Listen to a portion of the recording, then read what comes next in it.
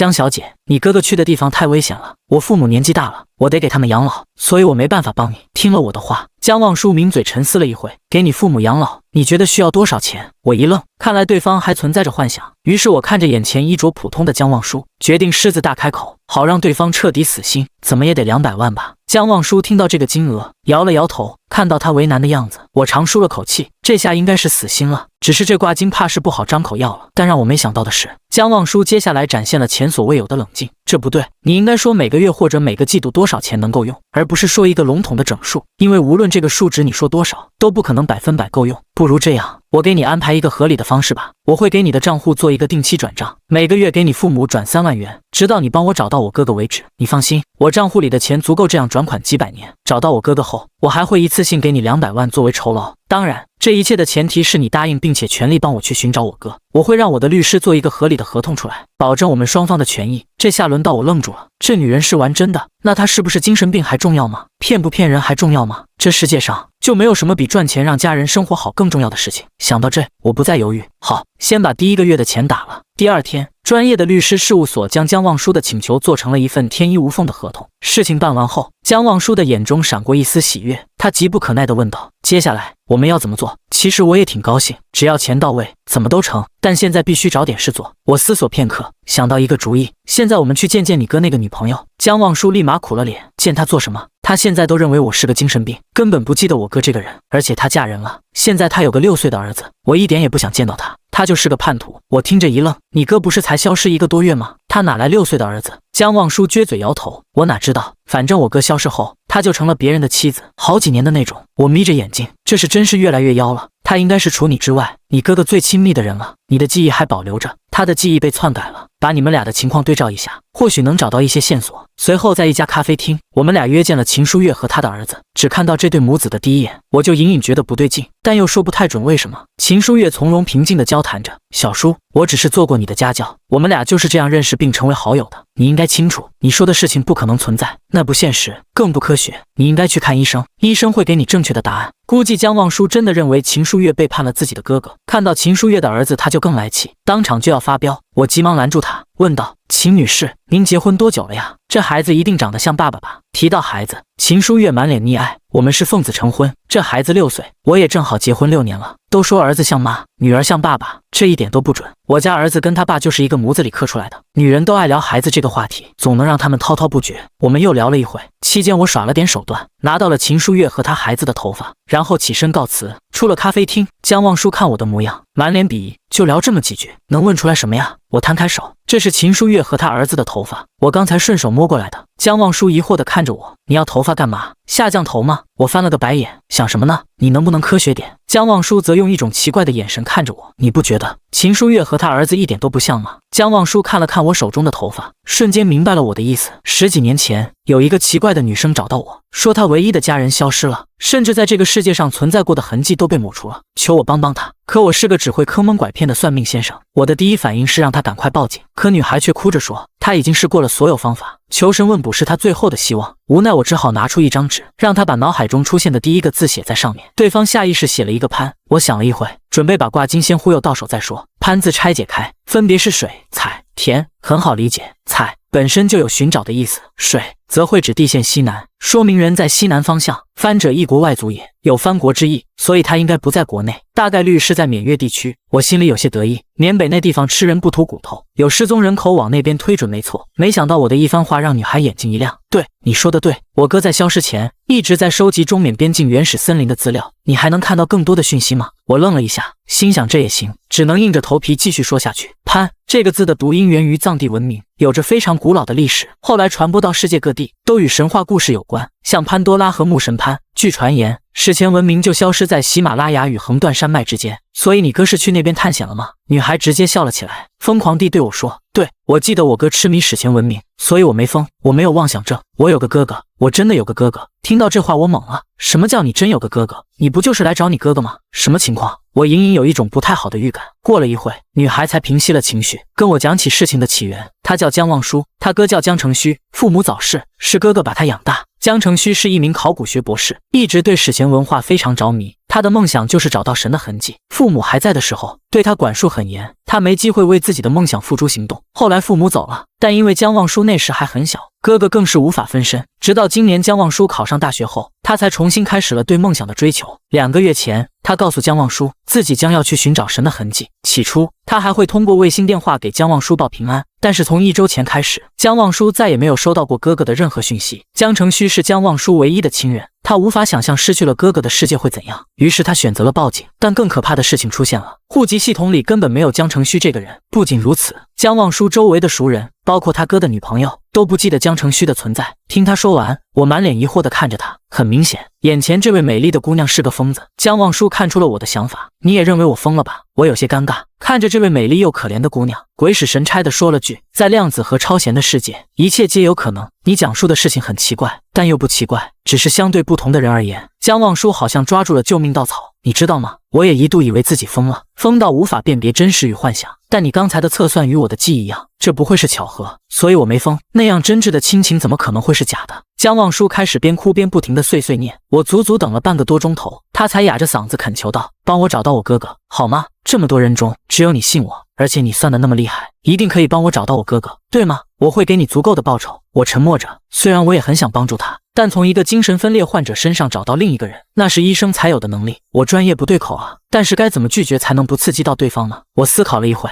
想到一个两全其美的方法。几个小时过后，我拿着手里的亲子鉴定，一脸的震惊。秦书月的孩子果然不是亲生的。这一刻，我清晰地认识到，我被卷入了某种超自然事件的漩涡中。我冷静下来，竟然真的不是亲生的，被我赌对了。果然，再缜密的算计也会有失误。秦书月和他儿子就是这个破绽，找到你哥哥有希望了。江望舒听到我的话激动起来，你之前不是说秦书月一直想要孩子吗？但他和你哥两人在一起那么多年也没个孩子，这很有问题。要么是你哥不育，要么是秦书月不育。我当时看到秦书月娘俩就觉得不对劲，后来发现他儿子和他长得没有一点像的地方，那我就决定赌一赌这个几率。如果我赌对了，他就是整件事的破绽。现在证明我赌赢了。你看，秦书月的孩子是不小心在家里早产的，不存在报错的可能，那么这就证明他的记忆是假的，反之证明你的记忆才是真的。你不是疯子，这很重要。你不是疯子，就证明这件事无疑是一件超自然事件，而能形成这种情况的可能有2种。第一，有人或者什么力量在一个时间范围内删除了你哥哥存在的所有证据，就像一个升级版的曼德拉效应，在量子物理的框架下，这是有可能发生的。第二，你穿越到了一个没有你哥哥存在的平行世界，在这个空间里，你哥哥原本就不存在，这在超弦物理的框架下是可能发生的。秦书月的记忆是假的，你的记忆是真的，这就又排除了你穿越平行空间的可能，所以答案只剩下一个，这是你哥哥存在的世界，且他确实存在着，那我们就一定能找到他。我看到江望舒想立马打电话给秦书月，嘴里还一直说着我是对的，终于有证据证明我是对的，她是我嫂子，不是别人的老婆，因为她的儿子不是她生的，她被记忆欺骗了，我必须告诉她。我见到这一幕，顿时急了，你要干嘛？你想毁了一个家庭吗？这件事与他们无关，他们也帮不到你什么，没必要向他们证明你没疯。我一把抢下江望舒的手机，江望舒也在我的呼喊中清醒了。对不起，我太激动了，语音没连上吧？我看了一眼手机，连上了几秒，希望他没听到关键的那几句。江望舒哭了起来，都是我不好，他要是听到了可怎么办？我不想毁了他的家庭，我只是依旧把他当成最亲的人，在我的记忆里，她是我的嫂子，那么多年在一起，我也知道她没有恶意。可此时市中心的小区内，秦书月面色煞白，目光呆滞，突然她猛地起身，疯了般冲出家门。而在医院的江望舒也冷静下来，现在好了吗？江望舒点了点头，了一声，然后可怜巴巴地看着我，担忧问道：你说有人或者某种力量在一定范围内抹除了我哥哥存在的所有证据，你说我哥哥会不会已经在过去被杀害了，甚至是在他出生之前？我摇了摇头，不会的，这一点你可以放心。如果是你说的那般，等于你哥哥在宏观物质层面被抹除了，那么你根本不会保留你哥哥存在过的记忆，也就是说，你哥哥最起码生存到了你们最后一次通话的时间。所以这最多是坊间传闻中类似蓝光计划那种以微观方式改变并影响人类记忆的力量。总之，绝对达不到宏观物质层面的时间穿越。我们一定可以找到你的哥哥。虽然江望舒不知道什么是蓝光计划，但他现在无比相信我的话。那我们现在做什么？我不假思索，带我去看你哥哥收集和查阅的那些资料。我需要知道他到底干了什么，到底去了哪。我现在是真的准备帮这个女孩做点什么，同时也想知道是什么力量能够改变那么多人的记忆，让一个人凭空消失，并且周围的人完全没有察觉，这太可怕了。我甚至在思考，现在的自己是不是被改变过记忆的版本？我不敢想象这样的事情发生在自己身上会有多可怕。江望舒摇头叹气，我哥哥收集的资料全都没了，我不知道那些东西都去哪了。关于我哥哥的一切痕迹，就好像凭空消失一般。但我记得他查阅的大部分资料，也记得他挂在地下室的那2张地图。我们可以先去书城，把我记得的资料全买下来，带回去查阅。江城虚消失前查阅的资料实在是太多了，里面包括了各国神话传说、地球编年史、时间简史、苏美尔文明、考古发现。江望舒把自己能记起来的书籍全都买了个遍，唯独有一种地图他始终没有找到。他不知道地图的名字，只知道地图的形状非常奇特，看起来不像是地球的陆地格局。随后江望舒带我来到他家，占地7亩的园林，只有他一个人住。几分钟后，我们来到地下室，我问道：“你哥哥在出发前哪几本书看得最多？”江望舒拿出3本书和1张地图，这应该是他最经常查阅的。我把3本书铺在书桌上，分别是《左祖右摄与羊城》、《周必算经》和12000年前的星空。看着这3本书和这张地图，我陷入沉思。你哥有在这张地图上做过什么标记吗？这张地图上，我哥标记了一座高山，不过在另一张图上，他做了很多标记，可是那张图我在书城没有找到。江望舒指向本帕本山的位置，急忙问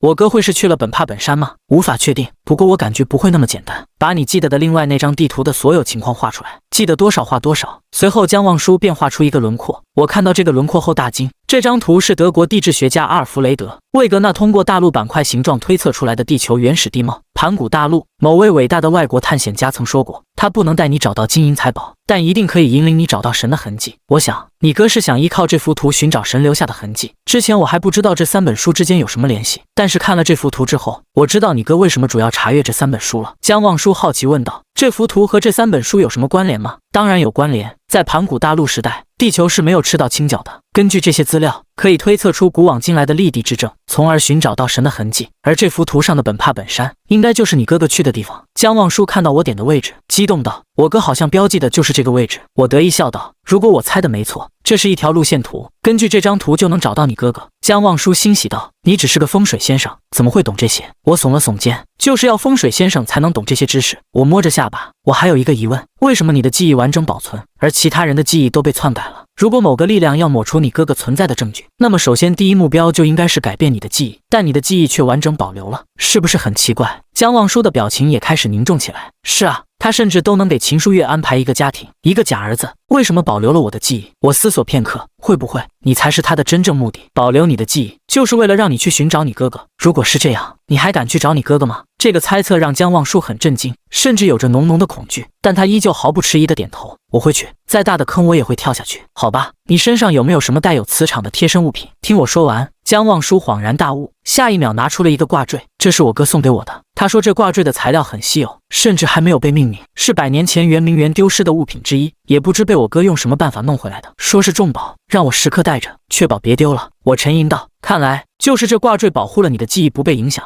只是一个挂坠而已，会有那么大的魔力吗？”我笑着说道：“问你个问题，如果我们的文明即将毁灭，那么我们的科学家和精英们会尽最大可能把什么传给幸存的人？”江望舒苦思片刻，不知道，这个问题太难回答了。首先，第一选择一定是食物的种子，因为那是幸存者活下去的基础。第二选择一定是中医而不是西医，因为离开了工业，西医很难救人，但随地取材的中医可以救治疾病。第三选择一定是相对论，因为那是我们这个文明迄今为止科学思想的最巅峰，而无数的考古发现都证明，在我们这个文明之前，这颗星球上很可能有过更高级的文明。所以谁能保证洛书、八卦这些无法考据根源的符号不是上一代文明留下的？中医和相对论，玄学可能从来都不是玄学，只是被我们用错了地方而已。江望舒看着手里的挂坠，这个小东西真的有那么强大的力量？我笑道：“力量不需要强大，或许只是一个恰好的磁场和辐射。微观世界奇妙非凡，变幻莫测，不能用我们肉眼凡胎的简单思维去判断。”江望舒露出疑惑的表情。我哥哥让我把这小东西一直带在身上，是不是他预感到了什么？我摸着下巴，不排除这个可能。我现在很担心，万一哪天一早起床，我完全不记得你了，更不记得我们之间的约定，那怎么办？江望舒抿着嘴，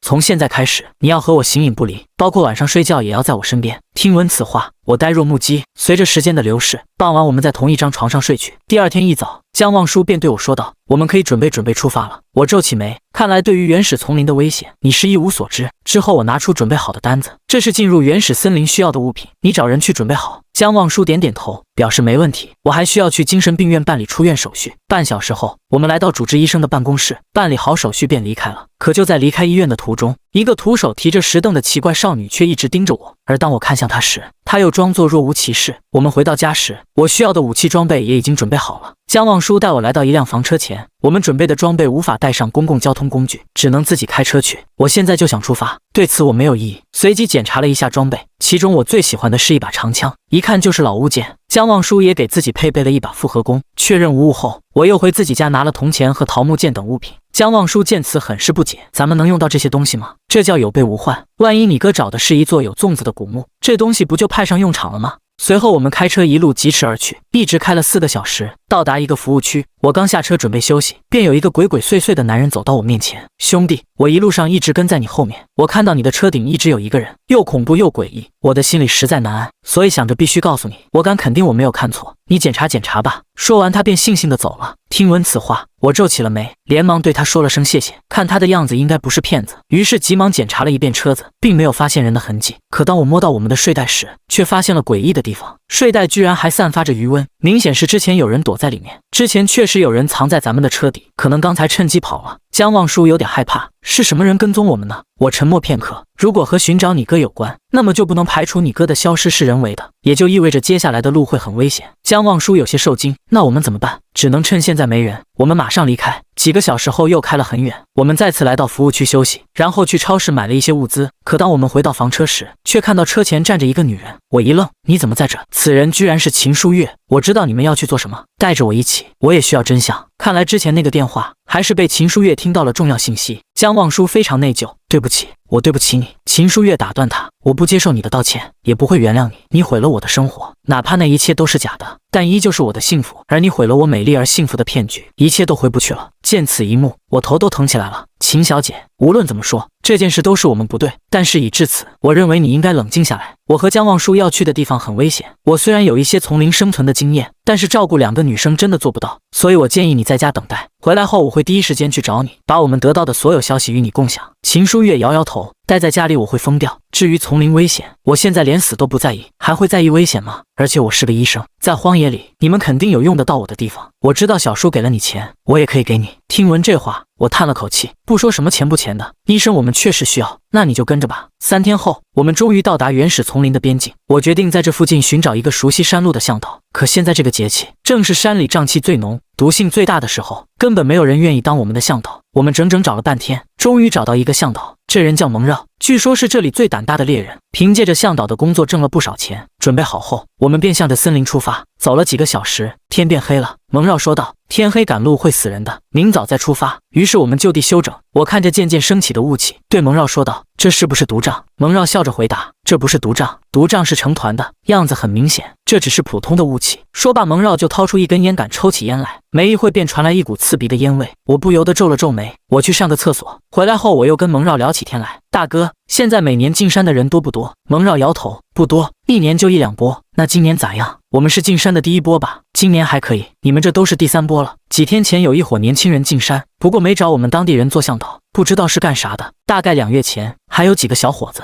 说是去找什么战国古城，也没找我们当地人做向导。听到这我心念一动，2月前那伙人领头的叫什么？你知道吗？蒙绕摇了摇头，不知道叫啥，就知道是姓江的，长得也挺帅，是你们认识的吗？还没等我回答，便传来江望舒的声音：“是不是前刘海差点挡住眼睛的男人？”蒙绕回忆了一下，对，你们还真认识啊。江望舒着急问道：“2月前那人入山后，他们出来了吗？”蒙绕摸着头，这就不知道了。很多人在这里入山，但在别的地方出去，甚至是去免区那边出山，没有办法知道。江望舒又惊又喜地看着我：“你的判断全是对的，我哥真的来这里了，我哥没有消失。”听到这话的秦书月却微微颤抖了起来，已知的记忆是假的，而真正的记忆自己完全不知道。江望舒对着蒙绕问道：“他们去的地方和我们一样吗？”蒙绕摇了摇头：“我不知道他们具体要去哪里，而且很神秘的样子。”好了，今天就到这里吧，你们好好休息，明天继续赶路。随后2个女生便去休息，而我却陷入了深深的沉思。我明白前方的路十分凶险，因为根据历史记载，3万远征军横穿本帕本山深处撤退，最终只有3000人活着走出来。而最恐怖的是，就连活着出来的人也不知道自己的战友到底是因为什么而死。半夜我刚躺进帐篷，便有一个脚步声传来，江望舒进来走到我旁边。我明白他是担心我的记忆出现问题，所以要和我待在一起。他钻进被子，面向我问道：“你说，为什么蒙绕能记得我哥的存在？他为什么没有被篡改记忆？”我看着江望舒，可能因为他不知道你哥的名字，也可能因为他的存在证实不了什么，还可能是使用这种篡改记忆能力的存在不敢肆无忌惮地扩大范围使用，毕竟这需要巨量的计算，才能让篡改后的人与事物看似正常。可无论原因是什么，这对我们都是一个好消息，因为这证明他不是万能的。江望舒叹了口气，很难想象一个人的记忆被篡改，而自己却意识不到。我淡淡笑道：“一点都不奇怪，就像我们在梦中梦到已经死去的人，也意识不到他已离去。人的身体很复杂，复杂到无法用我们的思维想象。睡吧，明天要早起。”第二天清晨，我们继续出发。随着深入，就连头顶的天空也完全消失在树冠之中。经过一个上午，我们终于来到一处山谷，整个山谷都充斥着一股醇香。我沉思起来，这谷内都没有风，哪里来的花香？蒙绕又点燃了一根烟，丛林里野花到处都是，香味没什么可奇怪的。我们趁着天亮赶紧走吧。说完，他便快速走去。就这样走了10几分钟，秦书月和江望舒便开始有气无力。此时蒙绕突然停下，回头笑着说：“你们为什么不好奇，这谷内为什么一个活物也没有？”我这才意识到谷内安静的可怕，连鸟叫声都没听到过。江望舒一脸疑惑，正要开口，身体却一软倒在地上，紧接着是我和秦书月也倒在地上。蒙绕看到这一幕，怪笑起来，这谷内充斥的不是花香，而是毒瘴。说完，他便一脸猥琐地看向秦书月和江望舒。我从17岁开始给人当向导，20多年，从来没见过你们2个这么漂亮的，今天真是走大运了。待会哥哥带你们去我的秘密基地爽一爽。随后他又看向我，至于你，就在这里等死吧。说完，他便抱住秦书月和江望舒离开。几分钟后，他便来到一个洞内，刚将2人放在地上，蒙绕就迫不及待地来到2女身前。不用怕，你们这么美，我舍不得杀你们。说完，蒙绕便向他们扑去。可就在这一刻，蒙绕突然发出一声尖叫，只见我不知什么时候出现在他身后，一枪刺穿了他的胸口，然后立马闪身与他拉开距离。他的战斗力比我强，不能补刀，现在只需要等他断气就行。蒙绕一脸恐惧地转身看着我，怎么可能？你不是中了毒瘴吗？没什么不可能的，你昨天晚上抽烟时，我明显闻到了草药的味道，然后便开始怀疑你，所以我借着上厕所的功夫收集了草药。当年诸葛亮就是靠这种草药抵御野人山的瘴气的，你以为我不知道？而且你只是当向导，却能有如此财富，让我不得不对你产生防备，只能怪你头脑太简单了。蒙绕听到这话，身体猛地一抖，便失去了生命迹象。看到这一幕，我才松了口气。随后我给2女喂下草药，她们的状态也慢慢好了起来。我看了看时间，今天已经无法继续赶路，这里比较安全，我们就在这里休息一晚吧。随后我把蒙绕的尸体拖出山洞，便升起篝火休整起来。秦书月惊魂未定地看着我，你为什么不早告诉我？甚至你还和某人睡一个被窝都不说一声，差点就出事了。我一脸无辜，我也没办法呀，要是告诉你们，你们嘴里也含了解药，我哪知道该什么时候中毒？中毒又是什么表现？听到这话，他们都生起气来。那你就舍得拿我们当诱饵？可江望舒表情又凝重起来，没有了向导，我们接下来怎么办？我表情凝重地说道，后面的路危机重重，我建议放弃此次行动。可听到我的建议，2女同时否决，那就没有办法了，明天再说吧。随后我们收拾了一番，便准备休息。可就在这时，洞外传来一声怒吼，我连忙拿起长枪来到洞口，只见一只张着大嘴的狗熊蹲在蒙绕的尸体边。我示意江望舒和秦书月向后退去，绝不能招惹这只熊，否则我们3个都不够它塞牙缝的。1个多小时后，洞外的声音突然消失了。我们来到洞外查看，只见那头狗熊在原地一动不动。我拿着长枪警惕地向它走去，仔细一看，它居然已经失去了生命迹象。随后我转头叫道，你们过来吧，这家伙已经死了。江望舒和秦书月急忙应声跑过来。我仔细检查了狗熊的全身，但却没有发现一丝一毫的伤口。直到我看到狗熊的头之后，大吃一惊，它的死太过诡异，全身无伤却7孔流血。江望舒一脸惊恐，难道是被下降头了？我沉思起来，看这个样子，可能是中毒了。可立马就被秦书月否定，这世界上毒性能让伤者7孔流血的只有5步蛇，但是被咬伤的位置会大量出血，看他的样子，明显不是这种情况。我回忆道，狗熊的声音是戛然而止的，说明它是瞬间死亡，连反抗的机会都没有。世界上应该还没有这么强的毒物。秦书月皱起眉，不一定能顷刻间毒死一头熊的毒物，未必就不存在，而且除了中毒以外，根本无法解释这头熊的死因，除非真的是下降头。我点了点头，不管是什么，我们都小心一点。随后我们收拾一番，便打算离开这里。等我们再次路过那个狗熊尸体的时候，却发现狗熊头部有一处凹陷。我大吃一惊，它不是被毒死的，而是被强大的外力震碎了脑袋。听闻这话，秦书月走到狗熊的尸体前，一番检查之后说道：“不对，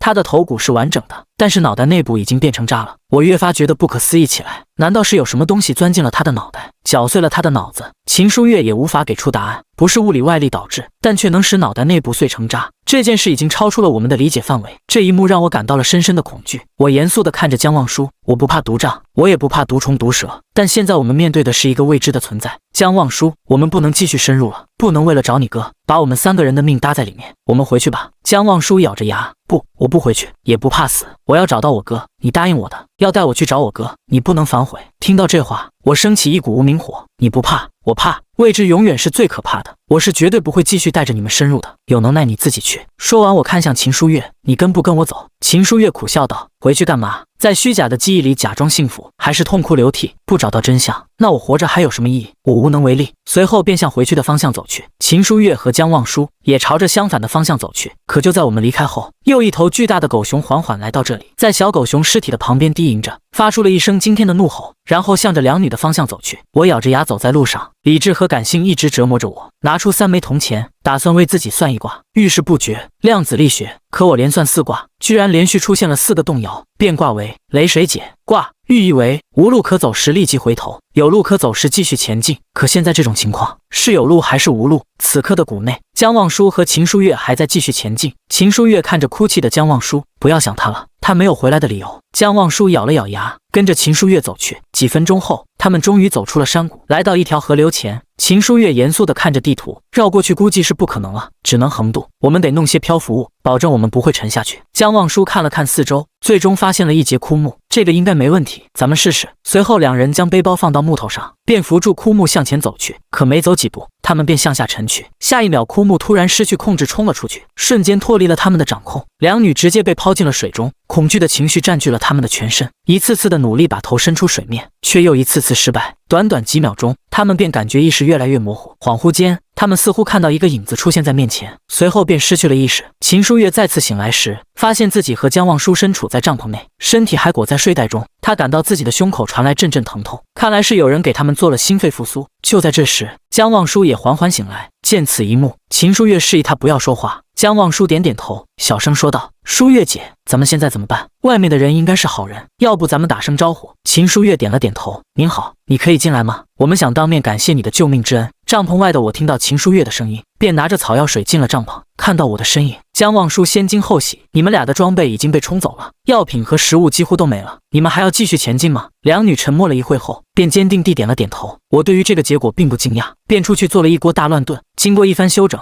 我们便继续出发。我刚准备背上背包，就被秦书月阻止：“这个我和小叔轮班背着，你要保持最佳的体力和状态，才能保证我们的安全。”对此我没有异议，拿着长枪便向前走去。几分钟后，我们到达一处山头，你们俩在这等着，我去前面看看。我向前走去，突然发现远处有一个亮光，明显是一个发光体。我转头说道：“咱们去那边看看。”秦书月问道：“你发现了什么？”我沉思了一下，不管你们信不信，我觉得那是一盏电灯。10分钟后，我们来到一个石洞中，而且真的有一盏电灯，明显是有人曾经在这里待过。见此一幕，我严肃地说道：“这些人应该是遇到了什么恐怖的突发情况，导致他们仓皇逃亡，随身物品都没有带走。”这时姜望舒发出一声惊呼：“那是我哥的地图，他会不会就在附近？”我来到地图前，发现已经布满灰尘，你哥他们应该离开这里很久了，而且是遇到了什么危险后紧急离开。听到这话，姜望舒又哭了起来：“别担心，这里没有血迹，你哥他们应该没事，我去里面看看有没有什么线索。”随后我拿着长枪小心地向里面走去。不多时，一个极度诡异的东西出现在我面前，下一秒我便忍住胃部的痉挛跑了出去，甚至一点声音都不敢发出。秦书月看我一脸苍白：“怎么了？发生什么事了？”我紧张地说道：“石洞后面有一具诡异的尸体。”秦书月，我需要你去看看。姜望舒，你放心，是个女人的尸体，不是你哥。随后我们3人便来到尸体前，看见尸体的瞬间，两女便用手捂住了嘴巴。姜望舒站立地说道：“天哪，这个尸体！”他在笑。我沉默道：“没错，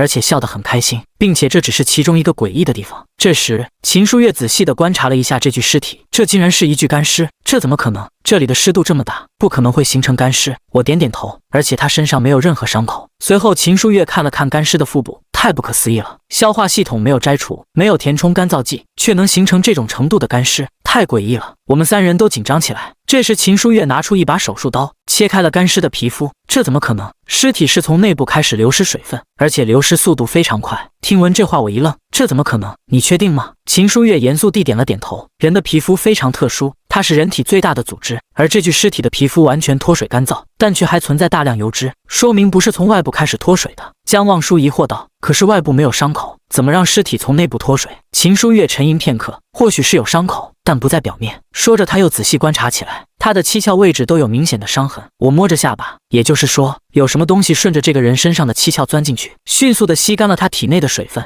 从而形成了雨林内的干尸。秦书月点点头，没错，就是这样。现在只剩下一个问题，他为什么在笑？这一点我们三人完全想不出原因。就在这时，更深处发出一个声音，我仔细一听，这是手机铃声。我们进去看看。没多久，我们便来到一棵大树下，一具同样的尸体躺在树下，旁边还有一个对讲机。我沉思道：同样的干尸，同样的笑容，秦小姐，你觉得这还能是物理作用吗？秦书月看着这具干尸的皮肤，这具尸体死亡的时间比之前那具干尸早很多，已经发臭了，死亡时间应该在2个月左右。我思索道，蒙绕说过，在我们之前有2拨人进入了这里，一伙是2个月之前的江城虚，一伙是几天前的不知名小队。这2具干尸很可能就属于这2支队伍，而且这不是关键，关键的是他们都遇到了一样的危险。秦书月和江望舒心中都是一惊，这就意味着我们也将遇到同样的危机，变成和他们一样的干尸。我严肃地说道，我们必须马上隐藏起来。随后我们立马回到洞口，如果我判断的没错，那么今天晚上一定会出现危机，我们必须马上做出应对。说完我便行动起来，我在洞口升起一堆篝火，又将打开的手电筒放到洞外，并且还布置了2个摄像头。做好一切，我们立马躲进帐篷。随后我严肃地对2女说道，接下来我们不能发出任何声音，累了就睡觉。不久后天色便暗了下来，我拿着手机紧张地盯着摄像头传来的画面，突然一个怪异的声音传来，下一秒一张惨白的人脸似笑非笑地出现在画面中，紧接着又是一张鬼脸出现。我们看到那鬼脸的一瞬间，同时用手捂住嘴巴，那是鬼，那一定是鬼。见此情况，我立马让2女冷静下来，必须马上找到这群鬼东西的捕食特性，我们明晚才能活下去。就在这时，外面传来一声怒吼，于是我立马将目光回到手机屏幕上，只见一只大狗熊径直向篝火走去。那几只鬼脸发现大狗熊后，纷纷向它的七窍飞去，短短几分钟内，那只大狗熊就被吸干。见此一幕，我皱起眉头，睡觉吧，我们今晚是安全的。2女都一脸恐惧，我们不敢睡。没事，你们先睡，我盯着。随后2女便点点头，小心的睡去。不多时，我也躺下休息。第二天一早，我便发现那些鬼脸全都消失不见。根据录像，他们是卯时处离开的。卯时正是鸡叫的时候，鸡叫3声，诸鬼退避。难道这真的是传说之中的恶鬼？想到这，我立马叫醒睡梦中的2女，我们去看看昨天群鬼作乱的现场。随后我们来到石洞中，那头干瘪的巨大棕熊凄惨地倒在地上。秦书月看着我问道，现在这个情况，你有得到什么信息？我思索了一下，已知那东西是鬼，而又不是鬼。这个回答让他们一脸迷糊。紧接着我对他们问道，丛林里的生物寻找食物靠的是什么？秦书月摸着下巴，眼睛、耳朵、鼻子。我点点头，你说的没错，但你还少说了一样，那就是超感官，比如蝙蝠的超声波，毒蛇的红外线。昨天我并不确定那些鬼头具体是被什么吸引来的，所以我准备了这些措施，目的就是误导他们的感官。这时秦书月终于恍然大悟，所以昨天那些鬼头是通过温度来捕杀猎物。没错，那些怪物之所以直奔生物的孔窍，正是因为那是我们散热的地方。江望舒疑惑地说道，那为什么他们白天就不见了？我回答道，因为有阳光的时候，周围的温度都很均衡，他们容易迷失方向，天黑而出，日升而归，加之形象诡异，和民间传说的鬼相差无几。听到这个结论，江望舒和秦书月都松了口气，还好不是真的鬼。现在我知道你哥去哪里了。江望舒一听这话，瞬间严肃了起来。传闻在几千年前，婆罗门3主神之一的梵天拥有很多信徒，为了祭祀梵天，他们用黄金建造了一座神庙，名为黄金城。而这座神庙所处之地只有一个入口，并且由一种名为飞头蛮的魔神守护。我猜测，昨天那群怪物便是传说中的飞头蛮，所以你哥肯定是去找黄金城了。听完我的话，江望舒一脸担忧，神庙有飞头蛮守着，那我哥一定很危险，我们得赶紧去追他。我摸着下巴，放心，如果我推测的没错，你哥应该已经进入了黄金城的范围，而且已经闯过了飞头蛮那关。江望舒使劲地点了点头，我相信你。说完，他便急忙去收拾行李。可这时旁边的秦书月却叹了口气，来这里的第1支队伍是江城虚叫来的吧？我沉默片刻，大概是的吧。秦书月咬着牙，所以他们只是江承旭为了避开飞头蛮找来的替死鬼。我沉思起来，江承旭的队伍中肯定有一个极其聪明且狠辣的人，想到了这种办法，算了，不讨论这个了，继续前进吧。随后我们向着地图的标注地走去，一路上遇到了不少干尸，看着这些尸体，秦书月悲伤道：“我们不能像江承旭那样，那我们应该怎么避开飞头蛮呢？”我摇摇头，我目前也不知道。我在想，以前的古寨人难道每次进入黄金城都是靠活人陷阱？秦书月苦笑一声，按照古人当时的道德标准，还真有可能。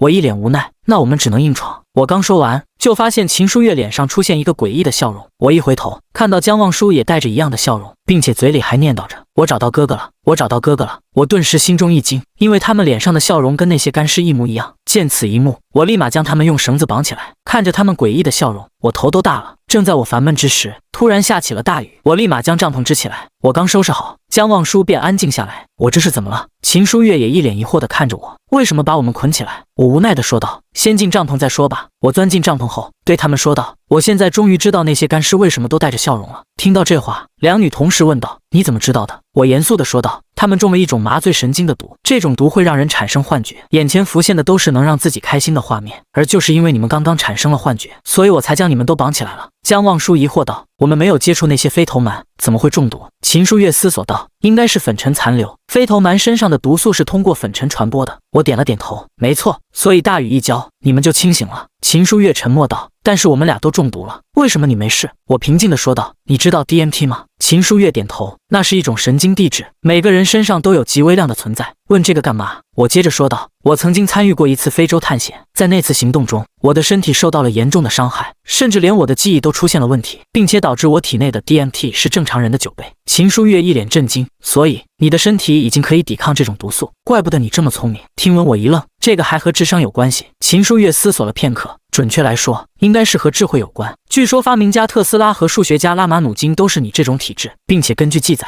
印第安部落的巫师也大部分都是你这种体质。弄明白一切后，我们继续出发。在即将天黑之时，我们将帐篷安置在一个山体裂缝前，并且在1公里外烧起篝火，然后安装好摄像头。这一次，我要看到飞头蛮的真实面目。做完这一切后，我立马回到帐篷。当夜色降临时，我紧张地盯着手机屏幕。不久后，篝火处果然又出现了一群飞头蛮。这一次，我终于看清了他们的真实面目，惨白的人脸带着诡异的笑容，后方还有一根白白的尾气。就在我观察之际，天空突然响起一声闷雷，紧接着雨水便倾盆而下。不好，篝火要熄灭了！我连忙叫两女躲进睡袋，然后立马看向摄像头传来的画面，只见其中5只飞头蛮急速地向我们的方向飞来。我咬着牙对两女说道：“你们一定不要出来，我不怕毒素，我出去应付那些飞头蛮。”两女流着泪焦急地看着我的背影。我拿着长枪和尖刀来到外面，不多时便有2只飞头蛮向我袭来。我瞬间反应过来，一次一批便解决了他们。可还不等我喘口气，又飞来4只飞头蛮，我急忙应付，一不小心我的长枪就被挑飞。我拿着尖刀拼命向他们砍去，可就在这时，我的身后又传来江望舒的声音。我连忙转身，只见江望舒和秦书月带着诡异的笑容爬出帐篷。江望舒嘴里还一直重复：“我找到哥哥了，我找到哥哥了。”不好，毒素又发作了。就在这时，我的身后又传来飞头蛮的声音。在这危机时刻，我立马将两女抱回帐篷，快速地塞进睡袋，将她们放在山体的裂缝中。随后，我直接一屁股坐在钢锅上，用双手捂住耳朵。现在我只能拼命护住我的七窍，才能活下去。下一秒，无数飞头蛮蜂拥而至，瞬间帐篷就被撕碎，10几只飞头蛮向我的耳鞘袭来。我只能咬着牙被动地护住耳朵。可仅仅1个小时，我的双手就开始颤抖起来，我的意识越来越模糊，看来只能到这里了。这个想法一闪而过，我便昏死了过去。等我再次睁眼时，身边的飞头蛮已经消失了。我还活着吗？这里是天堂还是地狱？就在我沉思之际，耳边传来了江望舒的声音：“我找到哥哥了，我找到哥哥了。”听到这个声音，我才确信我还活着，忍着全身的疼痛爬了起来，惊奇地发现四周全是飞头蛮的尸体。随后我将两女抱出睡袋，来到一个小水池边，将她们丢了进去。不多时，两女便清醒过来，收拾了一番，我便弄了一些野菜做早餐。吃饱喝足后，我看着满地的飞头蛮尸体沉思起来：我昨天能杀死这么多飞头蛮吗？秦书月看着我，可能你自己都不知道你的潜力有多大，可是我昨天一直守在你们身边，为什么这些尸体却散落的到处都是？说到这，我便仔细地观察起来，这时我看到地上有一个突兀的脚印，这个脚印一看就知道不属于我们三人。见此一幕，我立马严肃地对两女说道：“昨天还有第4个人来过这里。”秦书月认真观察了一下，这脚也太小了，最多34码，而且这个人的体重很轻，脚印才这么浅。这时江望舒好像想起了什么，对我说道：“你还记得我们在高速上遇到的怪事吗？”我点点头，我记得，我们车上好像藏了个人。江望舒沉思道：“难道我们根本没有甩开他？这一路他一直跟着我们，然后他看我们昨天遇到了危险，所以出手帮忙了。这样的话，他应该是个好人吧？”而秦书月却摇摇头，好人一般不会藏头露尾，他根本没想出现，更不想被我们发觉，他在隐藏自己。我摸着下巴，我赞成秦小姐的说法。江望舒辩驳道：“那他为什么帮我们？”我看着江望舒，还记得我之前和你说的话吗？这件事走一步看3步，你哥或许是这件事的缘起，但那个最终算计的目标是谁还不一定，也许是我们3人中的其中一个。他帮助我们，最大的可能是我们还没有完成他需要我们完成的任务，只是不知道我们是这个阴谋中的哪一环。听完我的话，两女心中都升起一阵恐惧，前有飞头蛮，后有神秘人，而我们3人只是背后操纵者的提线木偶。秦书月沉默了片刻，那我们要回去吗？现在该怎么办？可这时江望舒却急了：“书月姐，你难道不想去找我哥了？”秦书月转身看着江望舒：“我不认识你哥，为什么要去找他？我一直都只是在找自己，现在我已经找到了。”随后他又转过身看着我，江望舒无力反驳，只能向我投来恳求的目光，而我却无奈地说道：“我们不能回去，如果我们没有完成我们该完成的任务，背后的神秘人一定不会放过我们。如果让我来选择的话，我宁愿去闯一闯飞头蛮那一关。”这下江望舒松了一口气，秦书月也肯定了我的意见，于是收拾好后，我们继续出发。不多时，我们便来到了地图标注的位置。我看着眼前的山峰沉思起来，为什么会这样？按照我的预测，既然黄金城的入口只有一个，那么我们面前应该是一座有着平顶的高山，亦或是天坑一类的地形，但现在看来都不是。可这样的尖峰上建造一座小庙都难如登天，怎么可能建造如城池般巨大的神庙？秦书月也一脸疑惑，可能就在这附近吧，我们再找一找。就在这时，江望舒却一脸不解地指着前方，那里的草尖上怎么冒着白烟？顺着江望舒的目光看过去，果然有一小片草间冒着白烟。秦书月疑惑地说道：“会不会是瘴气？”我摇摇头，只有那里有缭绕的白色烟气，不像是瘴气。说完，我小心地走去，我伸手一探，居然是水蒸气。这时我恍然大悟，立马转身对两女说道：“我找到入口了。”两女来到我身前：“入口在哪里？你们跟我来。”说完，我头也不回地向前走去。不多时，我们面前出现一口温泉。两女一愣：“这是一口温泉？这跟黄金城入口有什么关系？”我回答道：“你永远想不到古人有多聪明。飞头蛮是靠着温度辨识方位的，所以只有温度始终异于环境的地方，才能保证他们不会迷路，每天清晨都能准确地回到巢穴。”说完，秦书月就恍然大悟，所以飞头蛮的巢穴应该就在温度最高的温泉源头，而那里就是黄金城的入口。我点点头，没错，如果你哥的坐标是正确的，那么温泉的源头一定就是入口。可这时秦书月却一脸严肃：“那我们该怎么闯过去？”我思索一下，可以用帐篷和睡袋的布料将我们包裹起来。江望舒疑惑道：“但是这样肯定挡不住飞头蛮的攻击。”这个问题让我们3人都陷入了沉默。我看着温泉发起了呆。就在这时，我脑中灵光一闪，惊喜地说道：“战国时期，这个地方叫乌戈国，而乌戈国最出名的就是藤甲兵。虽然我们没有时间制作上好的藤甲，但是我们可以做一个笼子保护自己。”于是我们立马行动，不多时就收集了很多藤条，我将它们都丢进温泉里浸泡，没多久藤条就变得柔软起来。随后我们将其编织成了一个大筐，这下我们应该安全了。秦书月和江望舒也满意的点点头。那我们现在就出发吧。对此我没有意见，于是我们便钻进筐内，向温泉的源头走去。没多久，我们来到一个天然石洞前，看来黄金城的入口就在里面。我们顶着大筐向里面走去，一进来，内部的飞头蛮便传来怪叫，下一秒，无数飞头蛮铺天盖地的飞来，顷刻间大筐便被撞得一阵摇晃。我咬着牙稳住重心，慢慢前进。就在这时，一根尾气突然钻了进来，紧接着藤筐就剧烈地晃动了几下。我急忙说道：“没关系，我计算过，他们的尾气即使钻进来也伤害不了我们。”于是我们顶着筐上的飞头蛮向前走去。随着时间的流逝，钻进筐内的尾气越来越多。我拿起尖刀，一刀将其砍断。可就在这时，藤筐的枝条传来嘎吱嘎吱的声音。不好，飞头蛮的数量太多了，藤筐结构变形了，可能马上就要散架了。加把劲，快走！我们3人同时用力，但藤筐却纹丝不动。筐上的飞头蛮太重了，我们走不动了。我咬着牙，再次将钻进来的尾气砍断。趁现在，快走！就这样，我们又向前挪动了几米。终于，一个水潭出现在前方，可下一秒，藤筐便传来断裂声，一个洞出现在我眼前。我连忙堵着洞口，随后严肃地说道：“我要掀开藤筐了。”但是我掀开藤筐的瞬间，我们必须立马向水潭跑去，然后跳进水里。听到我的计划，秦书月和江望舒用力地点点头。最后我深吸一口气，用力一顶，藤筐瞬间侧倒。我们三人咬着牙向水潭跑去，可飞头蛮的速度比我们快得多。几秒钟的时间，我们头顶便出现一群黑压压的飞头蛮。我知道我们已经躲不过了，我咬着牙向前一跃，将前方的两女扑倒在地，护在我的身下。这是我最后能做的事。两女躺在我的身下哭了起来，我对她们笑了一下，随后便闭上了眼睛。1分钟过去，我仍没有感觉到攻击。我诧异地回头看去，只见自己附近的飞头蛮全都像瞎了一样，乱飞乱撞。见此情况，我立马叫醒两女，跑到了温泉边。秦书月惊魂未定地说道：“为什么会这样？难道真的有神灵守护，他们才不敢靠近？”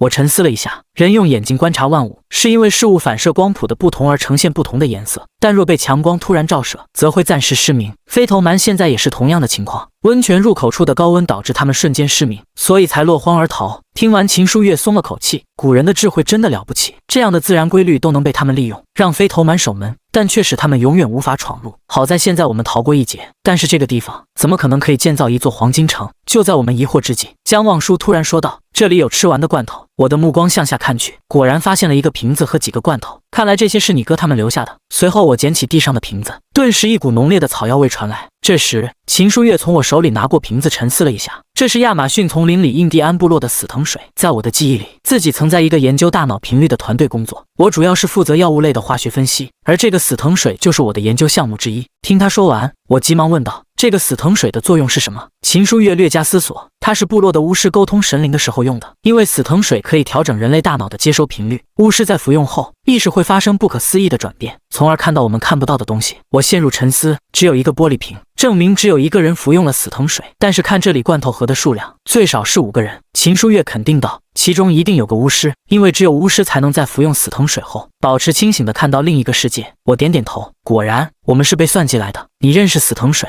而我恰好是巫师体质，所以现在需要我这个巫师来当钥匙，找到隐藏的入口。这一切都是一个阴谋，但现在我们却不得不继续。可秦书月却摇摇头，首先我们没有死藤水，其次巫师看到的都是假象，即使看到了也没有意义，因为不存在。我却否定了秦书月的说法，有没有可能我们现在看到的才是假象？听到我的结论，秦书月瞬间震惊，应该不太可能。我可以确定此刻的自己是清醒的，这一切都不是幻觉，除非我们大脑的接收频段已经被改变，而我却摸着下巴。你觉得你是清醒的，可未必就能看到真相。就比如海市蜃楼的光学骗局，这里或许也有其他的幻觉假象，而只有巫师使用了死藤水，才能看到真正的真相。秦书月也渐渐相信了我的结论，但我们现在没有死藤水，要怎么破局？我沉默了片刻，虽然没有死藤水，但我是巫师体质，我有一个办法。说完，我便拿出帐篷的布料。秦书月瞬间明白了我的想法，不行，这样太危险了。我看着秦书月，现在只有这一个办法，而且你是医生，我相信你。随后我叫两女将我绑住，然后我看着秦书月，接下来你要将我的嘴巴鼻子全部封死，让我进入窒息状态，从而陷入濒死，而你要在我的极限到来之前解开我的口鼻。秦书月一脸担忧，这太危险了，我无法确定你的极限是什么时候。我一脸严肃，现在只有这个办法，我的命交给你了。秦书月只能照做。时间一秒秒过去，我的脸部开始变得涨红，随后整个身体开始忍不住挣扎颤抖，视线也变得模糊。终于在我濒死之际，秦书月立即松开了束缚。就在这一刻，一座黄金城奇迹般的出现在我眼前，我发出一阵怪笑，哈哈哈！我看到了，我看到了。秦书月和江望舒顺着我的目光看去，却只有漆黑的石壁。我立马对两女说道：“你们俩牵住我的手，闭上眼睛跟着我走，千万不要睁开眼睛，否则你的目光会欺骗你的意识，而你的意识将会阻止你进入你能够进入的地方。”两女听话的牵住我的手，跟在我身后，随后我便领着他们一步步向前走去。秦书月和江望舒紧紧闭着眼睛，按照他们的记忆，原本就要撞墙时，却没有任何阻挠的通过了。两女心中感到深深的震惊。几分钟后，我们就来到了一座金色大门前，毫不犹豫地走了进去。一个巨大的黄金广场出现在我面前，我对身后的两女说道：“可以睁眼了。”两女忐忑地睁开眼睛，瞬间被眼前的一切惊呆了。江望舒声音颤抖地说道：“这里让我感到有些害怕。”秦书月随即说道：“我也感到脊背发麻，这就是神性，只不过这里的神性里带着一丝血腥，让人感到一种压迫。”我们调整了一下自身状态，便继续向前走去。不多时，我们面前出现了一个发光的水池，看来古人是通过水的折射引入光源。这时，江望舒指着前方，那里有一根绳子。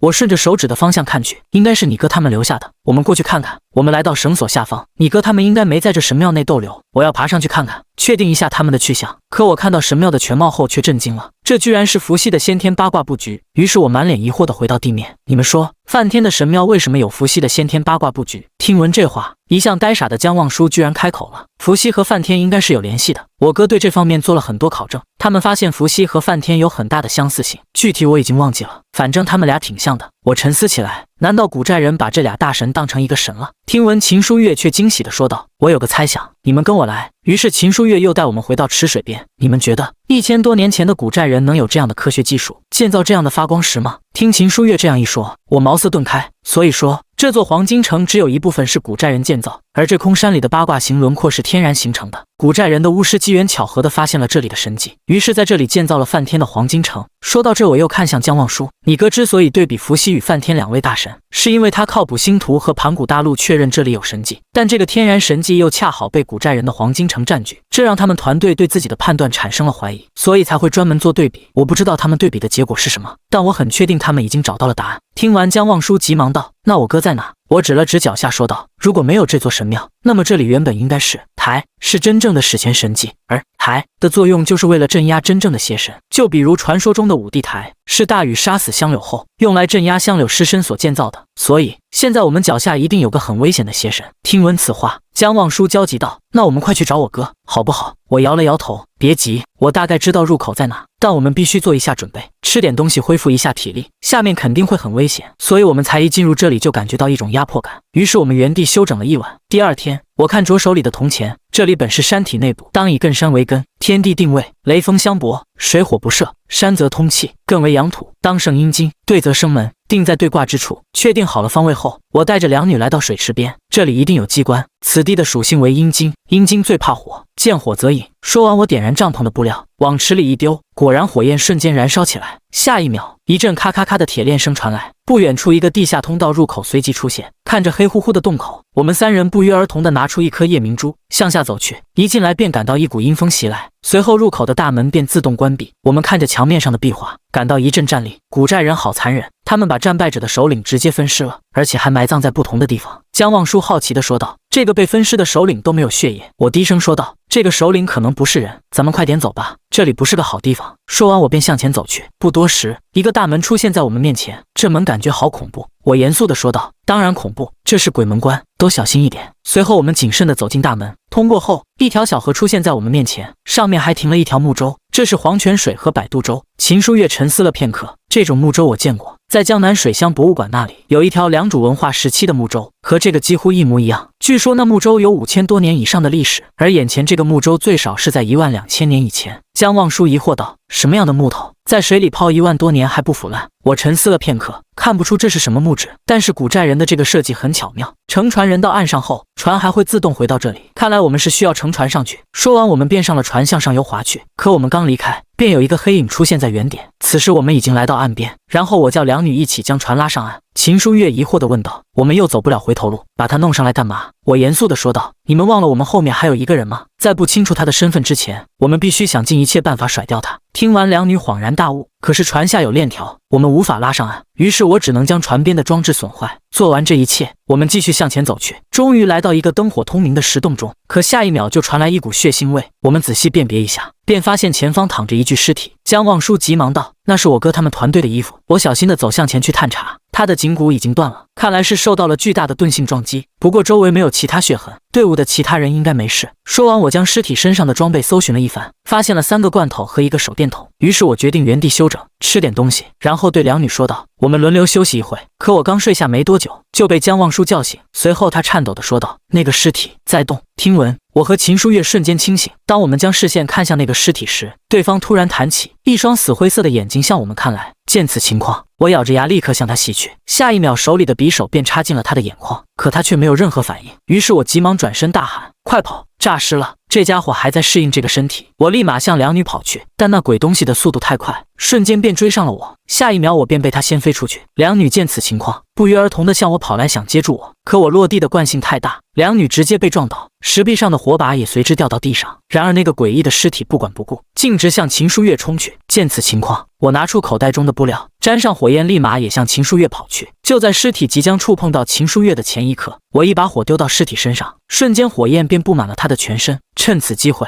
我立马将秦书月抱走，而那诡异的尸体在火焰中不断的挣扎，随后发出一声刺耳的怪叫，紧接着一张人皮带着火焰跳了出来，没多久他便化成了灰烬。见此情况，我们终于松了口气，不过我们三人都受了一点轻伤。我严肃地对江望舒说道：“必须快点找到你哥他们，不然我保不住你们。”江望舒流着泪：“刚刚那是什么鬼东西？太可怕了！”我一边走一边回答道：“那东西叫雅镜，传说之中最可怕的邪物之一。雅镜是自愿永恒守护神迹的巫师人皮，他们会在活着时将皮扒下来，然后用秘法将杀戮的欲望封印在那层皮质中，然后放在祭祀之地。一旦有人进入这里，他们就会苏醒，无情地杀死一切入侵者。”蒲松龄的《聊斋》画皮创作灵感就是源自于这个传说。江望舒感慨道：“可这种东西竟然可以万年不死不朽，难道这个世界上真的有生命，真的有无穷的寿命吗？”我摇摇头，按我的猜测，这不是什么神力，而是一种生物技术。听到这，秦书月说道：“你的意思是，雅镜是还有生命活动的人皮和某种特殊细菌的共生体？”我点点头，没错，你是学医的，应该知道皮肤在离开人体后，只要保存得当是可以继续存活的，这也是雅镜得以制作的基础。而只要使用某种特殊的细菌来赋予人皮欲望和能量，便可以制作出这种只有杀戮欲望的雅镜。秦书月觉得我的推理确实合理，幸好这里有万年鱼油，不然我们怕是解决不了它。说完，我们都感到一阵后怕。可江望舒却疑惑道：“为什么神还需要守护呢？神比人类强得多。”我摸着下巴，可能他现在的状态，就算是普通人也能伤到他。秦书月思索道：“也许他正在沉睡，这里只有他的神躯而没有意识。”我点点头，对江望舒说道：“不管是哪种情况，你哥他们肯定早就已经分析过了，所以他们才敢来毒神。但他们到底想要干什么呢？对于这个问题，我们都没有答案，只能继续向前走去。”没多久，我们便来到一间石室，石室的中央有一个神像，神像的脚下全是枯骨，枯骨中还立着5个人影。看到其中一个人影，江望舒激动起来：“我哥，那是我哥！”见状，江望舒立马就向他哥跑去，可他刚碰到他哥，便瞬间愣住，一动不动。我感到一阵怪异，但也只能选择前去探查。于是我小心地向江望舒靠去，可下一秒，我的意识便陷入了混沌。当我再次睁眼时，我已经回到了算命摊。这是幻境吗？我摸着下巴，看来江承旭他们是困在这种幻境里了。想明白后，我掐起诀，自信自悟，众生是佛，自信若迷，佛是众生。当我念完口诀，便发现自己出现在一片湖水面。我没有多想，便直接跳下湖水。随后我的意识便再次陷入了混沌中。在一阵挣扎中，我听到了一声叹息，下一刻我便再次回到了石室。我忍着脑海中的剧痛向四周看去，只见所有人都站在原地一动不动，看来大家都被拉入幻境了。见此情况，我将手放到秦书月的身上，随后眼前景色一晃，我便出现在一个陌生环境中，而秦书月就站在不远处，看来这是他的梦境。我立马走到他的旁边，秦书月转身看见我，瞬间一愣。我趁此机会立马说道：“秦小姐，你是不是觉得我很眼熟？”秦书月疑惑地说道：“好像是有一点。你是我以前的病人吗？”我摇了摇头：“不是，